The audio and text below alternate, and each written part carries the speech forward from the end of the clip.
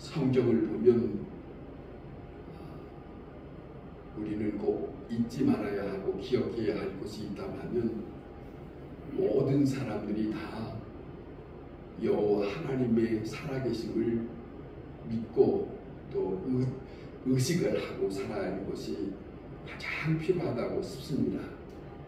그것이 누가 됐든지 간에 그것을 오늘 이 본문에서 잘 전해주고 있는 그런 내용이라고 봅니다.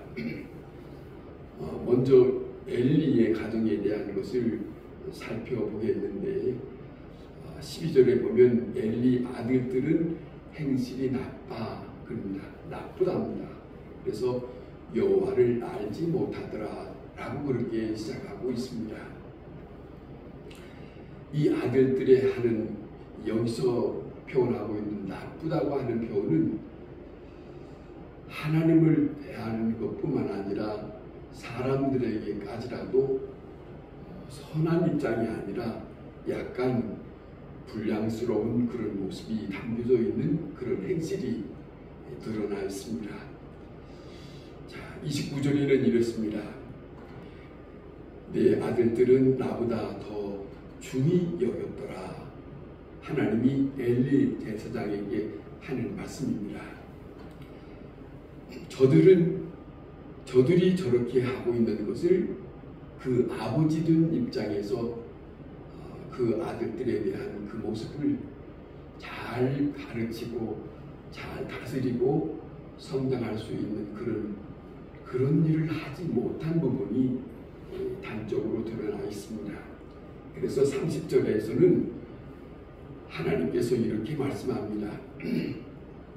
나를 존중히 여기는 자를 내가 존중히 여기고 나를 멸시하는 자를 내가 경멸하리라.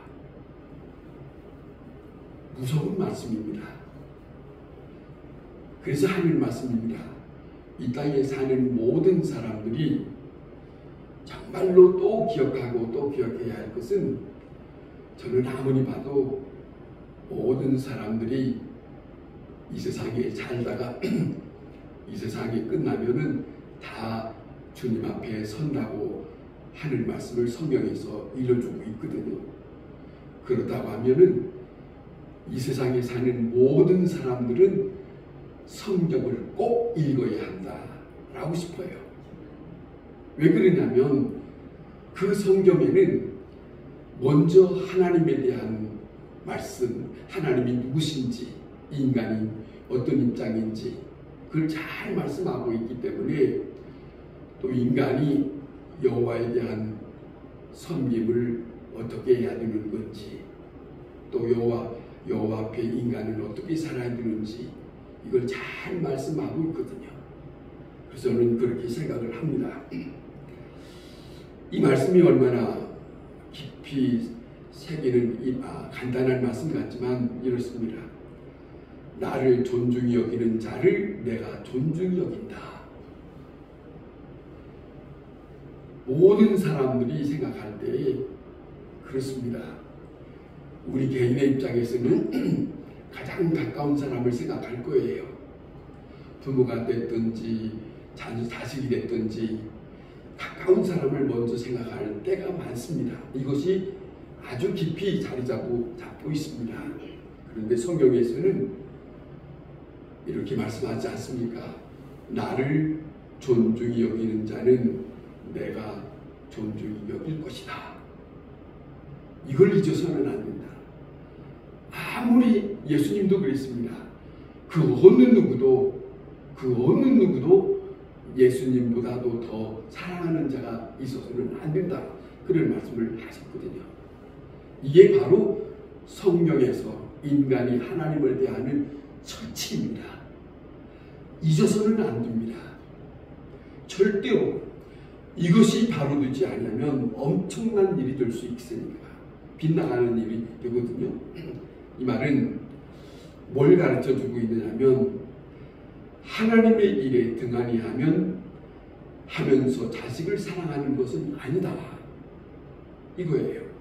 하나님보다 자식을 더 사랑할 때에 그 자식이 이 땅에 살아갈 동안 빗나가는 삶을 살아가는 길을 선택하고 말 것이다.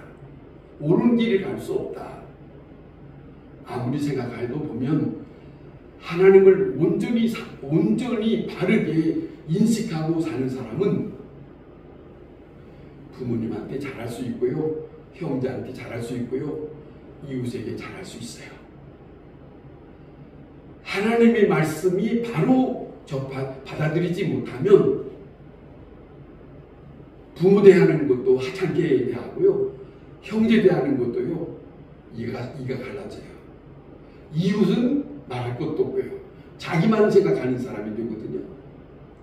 그러니까 중심이 여호와 하나님에 대해서 어떻게 섬김을 갖느냐, 이것이 잘 하고 있느냐, 못하고 있느냐, 여기에 초점이 두고 있다 하는 것을 우리는 잊어서는 안 될 것이라고 생각합니다.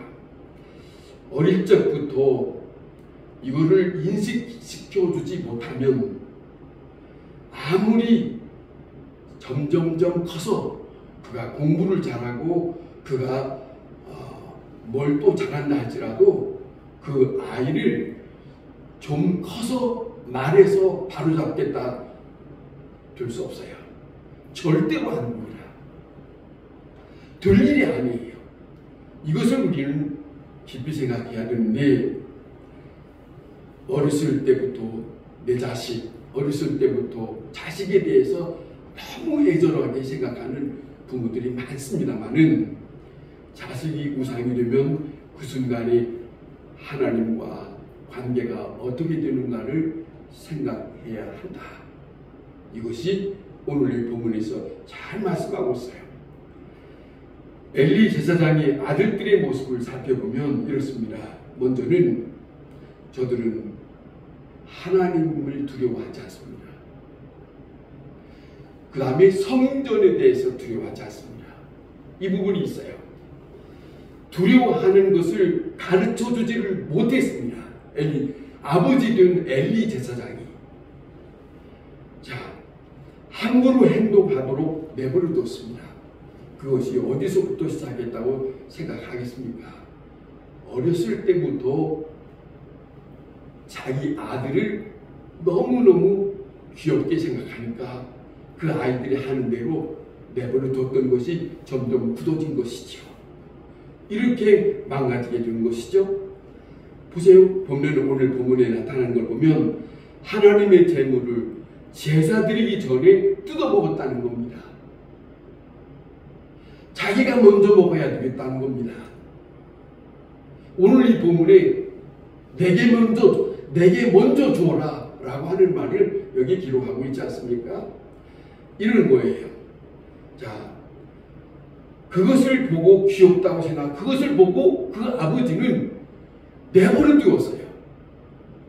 이것이 아무리 제사장이 아닌 오늘 현재로 말하면 목사라는 직업을 가졌다 할지라도 자식은 하나님 앞에서 키워야 된다는 거예요. 자식을 하나님 앞에서 생각하지 못하면 이거는 그 자식은 바로 될 수 없다 하는 것이죠. 자, 생각하면 이렇습니다. 하나님의 일을 두려워할 줄 알아야 한다.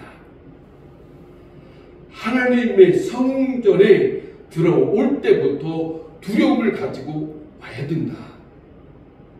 이 예배당, 오늘 현실의 예배당도 그렇습니다. 너무 쉽게 들락날락하는 것은 이건 언젠가 조심성, 두려움이 망가집니다. 이곳은 하나님이 계시는 곳, 이곳은 거룩한 말씀이 있는 곳, 이곳은 인간이 회개하고 하나님 앞에 진실한 자리에 앉아야 할 자리, 하나님과 나만이 만나는 이 자리가 되어야 되는데 너무 쉽게 이 자리를 생각하면 하나님의 일에 대해서 소홀히 여겨져서 이제는 걷잡을 수 없는 그런 일들이 되고 말 것이다 하는 것이죠. 자, 그런 겁니다. 그래서 교회는 두려움이 있는 자리여야 돼요. 바른 믿음으로 살 수 있는 사람이 어떤 사람이냐? 하나님을 두려워하고 하나님이 계시는 곳을 두려워하고 하나님의 말씀을 두려워할 줄 알아야 돼요.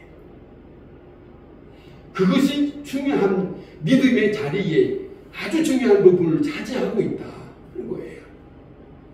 그걸 잊어서는 안 된다.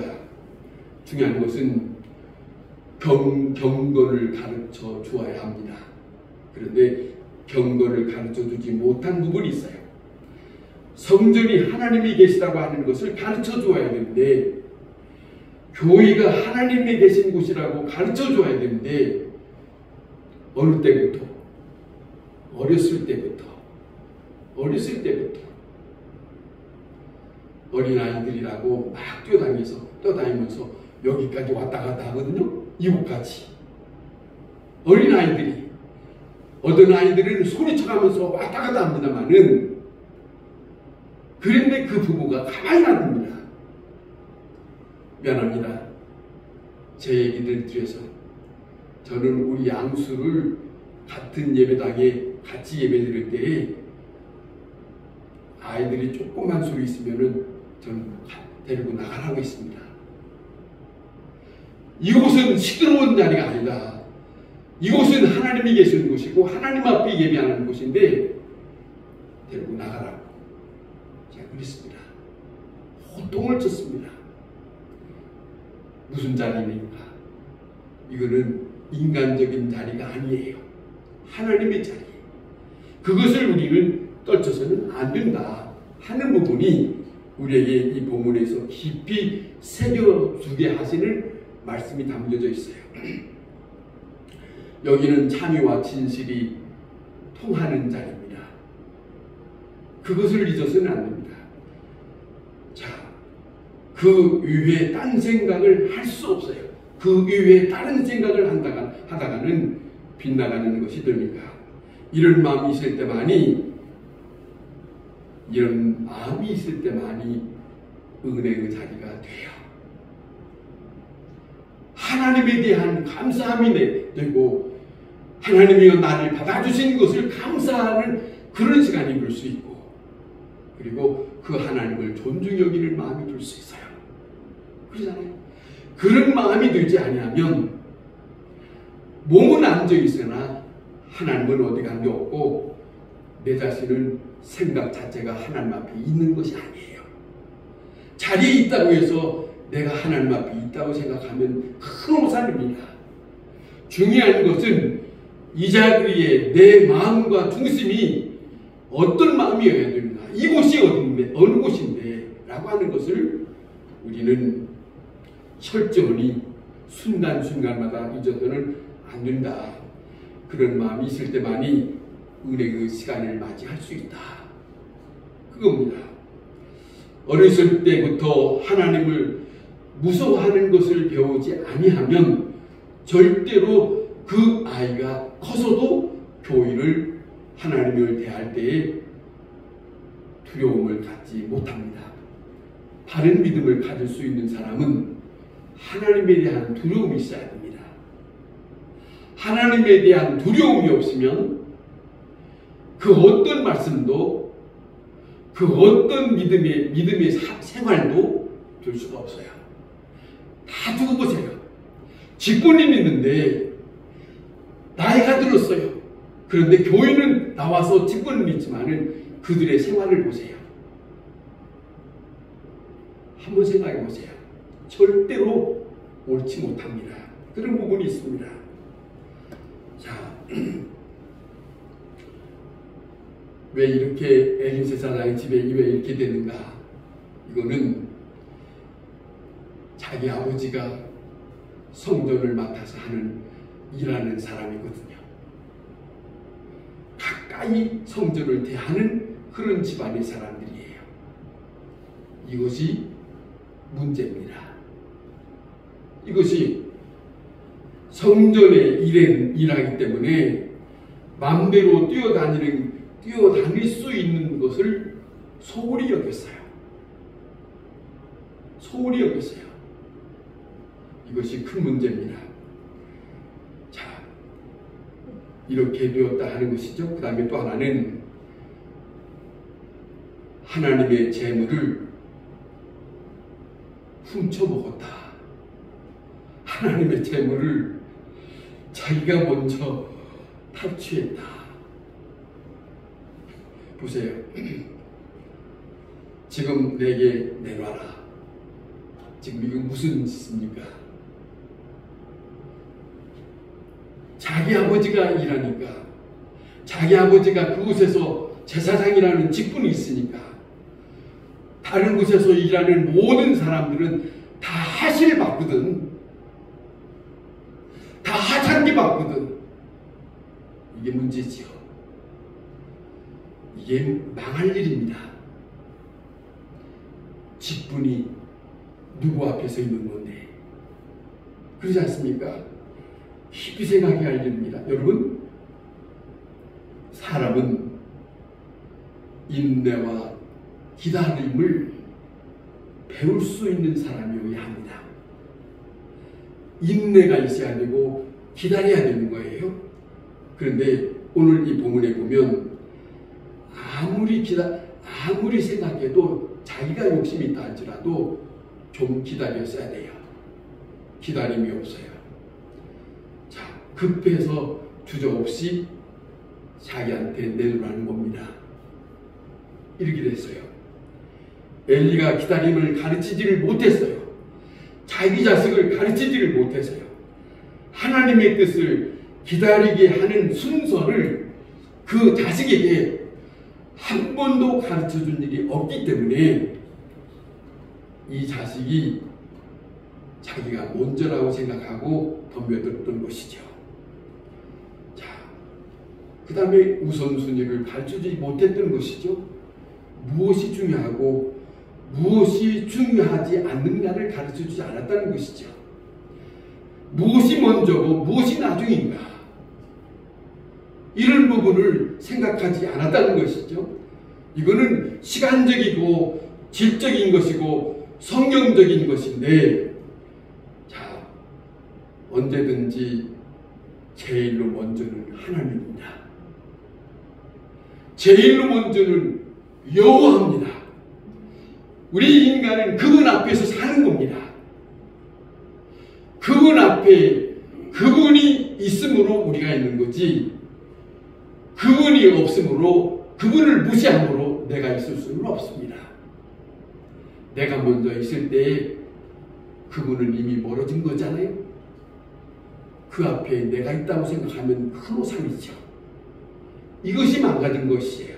이것이 내가 먼저가 아니에요. 아무리 봐도 내가 먼저가 아니거든요. 성경은 그걸 가르쳐주고 있거든요.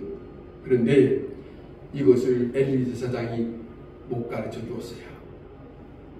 아버지의 책임이요, 제사장의 책임이요, 한 직분자의 책임이요, 자기 자식의 가정이 망하는 일이요, 교회를 망치는 일이요, 모든 백성들에게 본이르지 못하는 일들을 보여주는 일이요, 엄청난 일에 한 사람이 실수가 이렇습니다. 이것이 오늘 본문에 우리에게 보여주고 있습니다. 그러니 내가 먼저라고 생각하게 되었던 것은 내 뜻이 먼저라고 생각했던 이 아들로 내버려 뒀기 때문에 하나님의 뜻을 저버리고 자기를 먼저 생각하는 아들이 되어버리고 말았다. 이러지 않습니까? 무서운 것은 이렇게 됨으로 인해서 이제 다음에 보겠지만은 이 가정이 하나님으로부터 엄청난 멸망의 말씀을 듣습니다. 한 가정의 멸망의 말씀을, 무서운 말씀을 듣습니다. 이것이 있습니다. 자, 경건을 가르쳐야 하고, 진실을 가르쳐야 되고, 인내를 가르쳐야 되고, 순종을 가르쳐야 되고, 무엇이 먼저고 무엇이 나중인지, 무엇이 중요하고 중요하지 않는 것인지, 이것이 없어서 믿음이 없는 거예요. 이것이 없어서 성전을 바로 바로 대하지를 못한 거예요. 그냥 왔다 갔다 한다고 해서 믿음이 있는 게 아니에요. 아무리 봐도 그렇지 않습니다. 성경은 그렇게 되어 있지 않습니다. 정말로 믿음 있는 사람은 여호와 하나님을 두려워한다면 모든 말씀들은 다 따르게 돼 있어요. 첫 번째 그분에 대해서 먼저라고 생각하지 않으면 모든 것이 다 질서가 망가지고 만다. 이렇게 되어 있습니다. 하나님의 일이 먼저입니다. 그런데 망할 집은 하나님의 일을 먼저 생각하지 않는다는 것이죠. 성전을 왔다고 안심할 일이 아닙니다. 교회에서 내가 직분자니까 안심할 일이 아니다. 이걸 가르쳐주고 있는 거 아닙니까?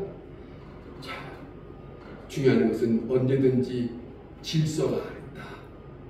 자, 아무리 사랑스러워도 먼저 해야 할 일이 있다. 먼저 생각할 일이 있다. 하나님의 일에 대한 먼저를 생각하지 못한 이 한 가정의 모습. 이게 바로 엘리 가정의 모습입니다. 그렇다면 한나라고 하는 사람을 우리가 생각해 봅시다. 한나는 우리가 전에 들어보셨던 것처럼 아이를 낳지 못한 여인으로서 고통스러운 그것을 안고 실로의 성전에 찾아와서 하나님 앞에 정말로 정성을 다하여 기도했습니다. 그 기도할 때 그냥 기도하는 게 아니고 서원 기도를 했습니다. 오직 하면 서원 기도 하겠습니까? 이 서원 기도는 이거잖아요. 하나님 여호와여, 내게 아들을 주시면 내가 그 아들을 하나님 앞에 바치겠나이다. 이거예요. 그런데 이 한나가 자기가 1년 후에 아이를 낳고 난 다음에 이 사무엘이라고 하는 아이를 낳고 그 다음에 젖된 다음에 성전에 바치지 않습니까? 바치고 난 다음에 1년에 한 번씩 옷을 해가지고 성전을 올라가는데 이제 점점점 그 커가는 아이를 보면서 저 아이에 대하여 가까이 가고 싶은 그 엄마의 마음이 얼마나 절절하겠어요? 가까이 가서 내 자식 사무엘아 부르고 싶고 내가 너희 엄마다라고 하고 싶지만은 이미 자기 마음속에 하나님 앞에 서원 기도한 것을 지키기 위해서 그에게 정을 끊습니다. 결단입니다. 먼 데서 그 아이에게 옷을 갖다 주고 먼 데서 쳐다볼 그 이상을 더 이상을 하지 않습니다. 왜? 이 아이를 하나님 앞에 바치기로 작정을 했으니까. 이 한나의 모습입니다. 자, 보세요. 엘리 제사장이 가만히 볼 때에 이 한나의 모습을 봅니다. 하는 것을 보니까 기도한 대로 그리고 아이를 낳아서 바치겠다고 하는 것을 바치고 그 다음에 그 아이에 대해서 하는 것을 다 지켜봅니다. 생각하면